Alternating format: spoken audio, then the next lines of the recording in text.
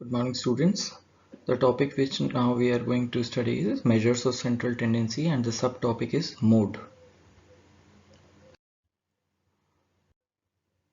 Mode can be simply defined as the most frequently occurred item in the series, यानी बहुलांक से हिंदी में कहते हैं। बहुलांक सिंपली वह आइटम होता है हमारे सीरीज का जो कि सबसे ज़्यादा बार उस सीरीज में आया होता है। एग्जाम्पल से देख लेते हैं। मान लेते हैं कि हमारी किसी कक्षा में 50 विद्यार्थी हैं और उनका गणित का एक टेस्ट लिया जाता है। तो जो स्कोर्स बच्चों ने ऑब्टेन किए हमने उसे फ्रीक्वेंसी की फॉर्म में लिख लिया, यानी जो स्कोर 15 था एक बच्चे का आया है 15 स्कोर, 5 बच्चों ने 14 अंक प्राप्त किए, 10 बच्चों ने 10 अंक प्राप्त किए, 20 बच्चों ने 8 अंक प्राप्त किए, 4 ने 5, 5 ने 4 और 5 ने 2 बच्चों ने 5 अंक प्राप्त किए।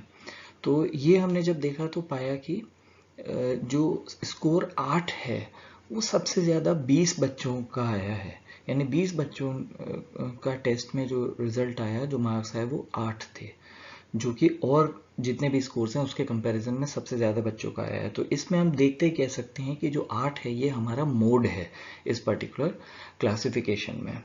एक और बात ध्यान देने की है वो ये कि आपने देखा होगा इस एग्जाम्पल में कि मोड को सिंपली हम ऑब्जर्वेशन से फाइंड आउट कर सकते हैं, देख के हम ज्ञात कर सकते हैं बहुलांक को, लेकिन ये बहुत ज़्यादा रिलायबल मेजर नहीं है सेंट्रल टेंडेंसी का। क्यों? क्योंकि इसमें हम किसी भी एक वैल्यू जो कि सबसे ज़्यादा बार आ रही है उसको हम मोड मान लेते हैं, लेकिन इससे दूसरे किसी स्कोर का कोई इन्वॉल्वमेंट नहीं होता है कंप्यूटेशन में। मोड को कैलकुलेट करने के भी दो तरीके होते हैं। अनग्रुप्ड डेटा का तरीका अलग होता है और ग्रुप्ड डेटा का तरीका अलग होता है। ग्रुप्ड डेटा में भी दो तरीके हैं, एक इनडायरेक्ट मेथड और एक डायरेक्ट मेथड। सबसे पहले हम अनग्रुप्ड डेटा का मोड कैलकुलेट करना देख लेते हैं। अनग्रुप्ड डेटा का मोड जो है वो सिंपली हम इस बात से तय करते हैं कि जो भी स्कोर सबसे ज़्यादा बार जिसकी आवृत्ति हो रही होती है, जिसकी फ्रीक्वेंसी सबसे ज़्यादा होती है, उस स्कोर को हम मोड मान लेते हैं और इसको हम क्रूड मोड बोलते हैं, यानी अपरिशोधित बहुलांक। एक एग्जाम्पल ले लेते हैं। जैसे पहला एग्जाम्पल है हमारा जिसमें हमारे पास 15 स्टूडेंट्स के स्कोर हैं, 10, 11, 10, 11, 12, 15, 8, 7, 10, 10, 5, 14, 13, 7 और 8। इसमें आप देखेंगे कि ये जो हमारा अंक है 10, ये एक बार, दो बार, तीन बार और 4 बार आ रहा है, और बाकी सारे अंक जो हैं वो इतनी बार आवृत्ति नहीं है। तो इस डिस्ट्रीब्यूशन में हम सीधे सीधे कह सकते हैं कि चूंकि 10 जो अंक है वो 4 बार आ रहा है और सबसे ज़्यादा बार आ रहा है, इससे ज़्यादा और कोई दूसरा अंक नहीं आ रहा है, तो 10 हमारा इस पर्टिकुलर डिस्ट्रीब्यूशन का मोड है।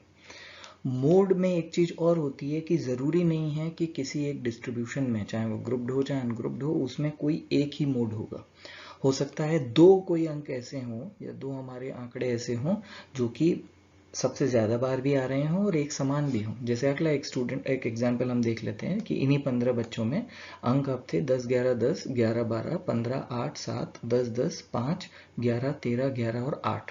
इसमें देखिए 10 को हम अगर गिनती करें तो 2, 3 और 4 बार ये हमारा 10 आया है। 11 को अगर गिनती करें तो 1, 2, 3 और 4, तो यानी 11 भी 4 बार आया है, 10 भी 4 बार आया है।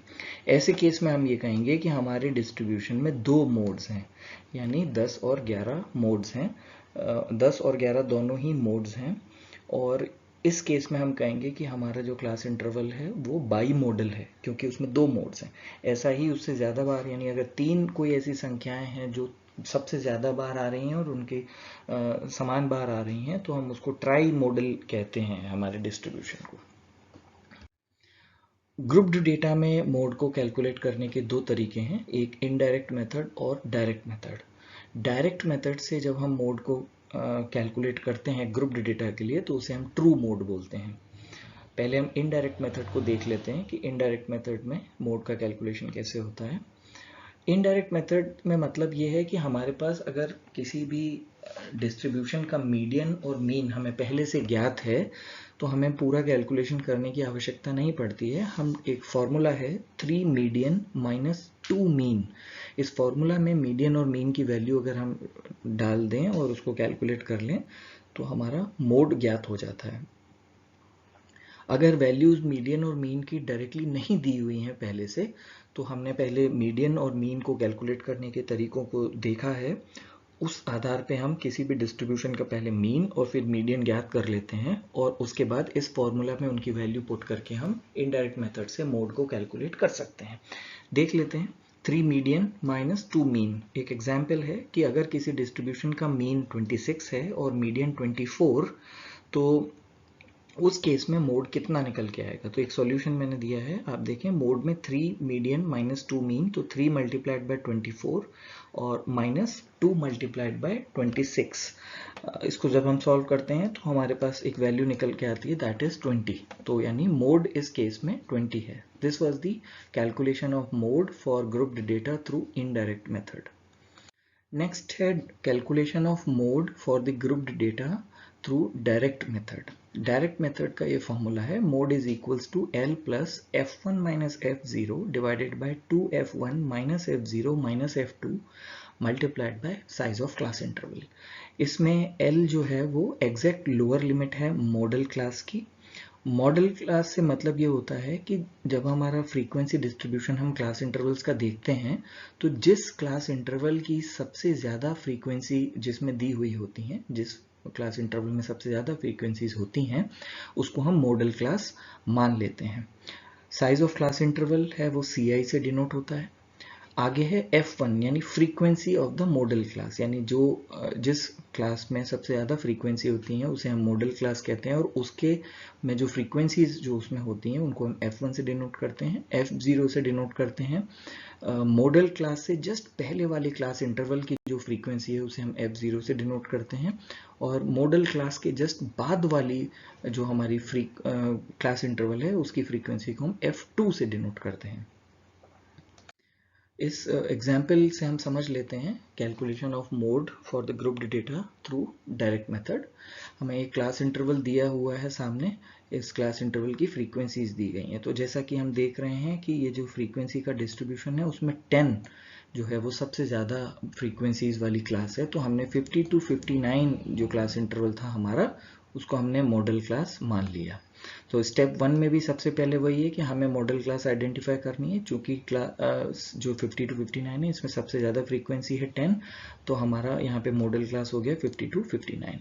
दूसरी स्टेप होती है हमारी exact lower limit find out करना मॉडल क्लास की, और उसमें हमने फाइंड आउट किया कि 50 to 59 की एग्जैक्ट लोअर लिमिट है 49.5। हमने 50 में से 0.5 माइनस कर दिया। स्टेप 3 है उसके बाद कैलकुलेशन ऑफ F1 यानी frequency of the model class, तो वो है 10, तो हमने F1 यहाँ डिनोट कर दिया। सेकंड है कैलकुलेशन ऑफ F0 यानी frequency of the class interval just preceding the model class, यानी मॉडल क्लास जो हमारी है उससे जस्ट पहले वाली क्लास इंटरवल की फ्रीक्वेंसी हमारी F0 है, और F2 होती है हमारी मॉडल क्लास के जस्ट बाद वाली क्लास इंटरवल की फ्रीक्वेंसी, यानी इस केस में है 7। और क्लास इंटरवल हम कैलकुलेट कर लेंगे, इस केस में हमारा क्लास इंटरवल है या साइज ऑफ क्लास इंटरवल है 10। इस एग्जाम्पल में सारी values F0, F1, F2 find out कर लेने के बाद हम इसको वैल्यूज को फॉर्मूला में पुट कर देंगे। जो फॉर्मूला है हमारा mode is equals to L plus F1 minus F0 divided by 2F1 minus F0 minus F2 multiplied by size of class interval.